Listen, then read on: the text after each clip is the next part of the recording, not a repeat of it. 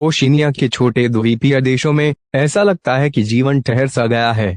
Solomon द्वीप में कम से कम यह एक धारणा है कि सभ्यता का हमला व्यावहारिक रूप से यहाँ शक्तिहीन है। यह एक परंपराओं, रीति रिवाजों और स्थानीय आबादी की अपरिवर्तनीय शांति से पराजित है, जो किसी भी तरह से परिवर्तन का स्वागत नहीं करता है। पर्यटक यहाँ कम ही पहुँचते हैं, रास्ता लंबा है और मनोरंजन के लिए बहुत कम बुनियादी ढांचा है। देश लगभग 1000 द्वीपों पर कब्जा करता है, लेकिन उनमें से केवल 1/3 बसे हुए हैं। पिछली शताब्दी के मध्य में भी यहाँ नरभक्षण के मामले सामने आए थे।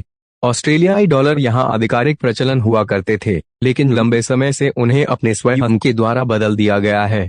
मुद्रा: सोलोमन द्वीप डॉलर। साल के दौरान यहाँ का औसत तापमान केवल 2 से 3 डिग्री बदलता है। कई नदियां हैं, लेकिन इलाके के कारण वे सभी छोटी हैं। सोलोमन द्वीप पर केवल आधा मिलियन से अधिक लोग रहते हैं। राजधानी होनियारा के पास समुद्र तल पर द्वितीय विश्व युद्ध के कई जहाज और विमान हैं। गोताखोरों के बीच मलबा लोकप्रिय है। सोलोमन द्वीप में एक लापरवाह पर्यटक आसानी से मगरमच्छ का शिकार हो सकता है। पुरातत्वविदों का कहना है कि आधुनिक लोगों के पूर्वज यहाँ 25,000 साल से भी पहले दिखाई दिए थे। मारोवो यहाँ स्थित है दुनिया का सबसे बड़ा नमक लैगून। वैसे एक बेहद खूबसूरत जगह। द्वीपों पर सक्रिय ज्वालामुखी हैं और भूमिगत बलों का काम अक्सर भूकंप का कारण बनता है। सोलोमन द्वीप के दूर दराज के गांवों में मिशनरियों के काम के बावजूद स्थानीय निवासियों को अभी भी शार्क की पूजा की जाती है। लगभग 150 से 200 साल पहले कुत्ते के दांतों का इस्तेमाल यहाँ पैसे के रूप में किया जाता था। रेनेल द्वीप पर, जो द्वीप समूह का हिस्सा है, मीठे पानी की इतनी बड़ी झील है जिसमें 200 से अधिक छोटे द्वीप हैं। 1 सदी और इन भागों में यूरोपीय लोगों की पहली और दूसरी यात्राओं के बीच आधा बीत गया। यहाँ की आधिकारिक भाषा अंग्रेजी है, क्योंकि सोलोमन द्वीप समूह ने ग्रेट ब्रिटेन से केवल 1978 में स्वतंत्रता प्राप्त की थी। वास्तव में 2 या 3% आबादी के पास इसका स्वामित्व है। वास्तव में यहाँ हर कोई सोलोमन पिजिन बोलता है।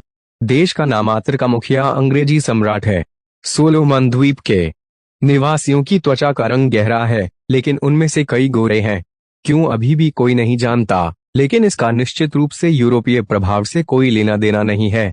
प्रसिद्ध लेखक जैक लंदन ने 1908 में इस देश का दौरा किया था और उन्हें अपने स्वयं के चित्र के अनुसार बनाए गए जहाज द्वारा यहाँ लाया गया था।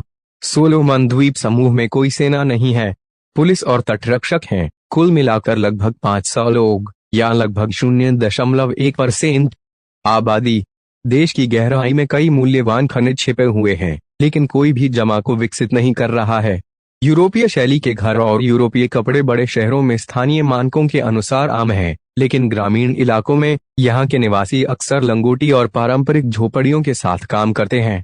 सोलोमन द्वीप में रहने वाले अधिकांश लोग मेलानेशियन हैं, हालांकि कई लोग पोलिनेशियाई और माइक्रोनेशियन भी हैं, जिसका अर्थ है कि यह एक अत्यधिक बहुसांस्कृतिक राष्ट्र है। सोलोमन द्वीप में मुख्य धर्म क्या है? माने या न माने, सोलोमन द्वीप में प्रमुख धर्म ईसाई धर्म है। लगभग 90% आबादी ईसाई धर्म का पालन करती है। हालांकि वे विभिन्न धर्म क्षेत्रों से संबंधित हैं, जैसे कि मेलानेशिया का एंग्लिकन चर्च और रोमन कैथोलिक चर्च। बेहतर होगा कि आप अपनी भाषा पर ब्रश करें। ठीक है, अगर आप यहाँ तक पहुँच गए हैं तो शायद इसकी कोई जरूरत नहीं है। सोलोमन द्वीप की आधिकारिक भाषा वास्तव में अंग्रेजी है। ऐसा कहा जा रहा है कि क्षेत्र के अधिकांश लोग अंग्रेजी नहीं बोल सकते हैं और इसके बजाय 70 अलग अलग स्थानीय भाषाओं में से किसी एक में संवाद करते हैं। इसलिए यदि आप कभी वहां जाएं, तो आप एक अनुवादक को साथ ले जाना चाहेंगे। कैनेडी द्वीप क्या है? कैनेडी द्वीप निर्जन सोलोमन द्वीपों में से एक है, और अगर नाम जाना पहचाना लगता है तो ऐसा इसलिए है क्योंकि इस द्वीप को इसका नाम संयुक्त राज्य अमेरिका के पूर्व राष्ट्रपति जॉन एफ कैनेडी से मिला है। द्वितीय विश्व युद्ध के दौरान नौसेना में रहते हुए राष्ट्रपति यहीं दुर्घटनाग्रस्त हो गए थे। यही वजह है कि इस द्वीप का नाम उनके नाम पर रखा गया। मारोवो लैगून देखने लायक जगह है। सोलोमन द्वीप गोताखोरों के लिए एक बेहतरीन हॉटस्पॉट के रूप में जाने जाते हैं, क्योंकि उनके पास अविश्वसनीय प्रवाल भित्तियां, समुद्री जीवन और यहाँ तक कि दुनिया का सबसे बड़ा खारे पानी का लैगून भी है।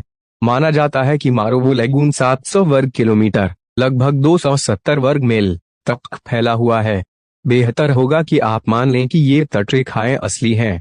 सोलोमन द्वीप अपने स्वर्गीय समुद्र तटों के लिए भी जाने जाते हैं। वास्तव में कुल मिलाकर लगभग 5300 किमी तटरेखाएं हैं, जो लगभग 3293 मील के बराबर है। चूंकि यह इतना छोटा क्षेत्र है, इसलिए यह सोचना स्वाभाविक है कि सोलोमन द्वीप कैसे पैसा कमाते हैं। द्वीप अपना अधिकांश पैसा मछली पकड़ने के व्यापार से कमाते हैं। वे लकड़ी की कटाई, ताड़ के तेल, नारियल और ताड़ की गुठली का निर्यात भी करते हैं। अगर आपको वीडियो पसंद आई तो लाइक करें, शेयर करें।